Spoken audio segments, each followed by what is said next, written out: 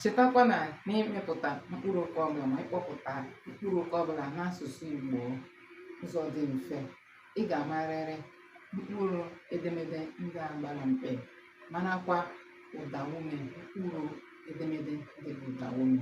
Dịka idepụta ụdaume a, e, ị, o, ọ, ụ.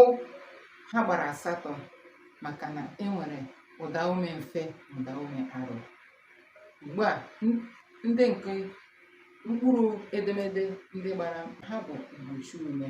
Ha bụ ch, gb, he, kwe, kpe, kwe, nwe, nye, sh. Ka ihe ụtọ esi emepụta ha. N'asụsụ Igbo, a na-eji ụdaume agwakọta mgbochiume ndị gbara mkpe a were mepụta mkpụrụ okwu dị mma. A na-eji ụdaume agwakọta mgbochiume ndị gbara mkpe a wee mepụta mkpụrụ okwu dị mma. Vowels are blended with these consonants, blended consonants, or to form a perfect word.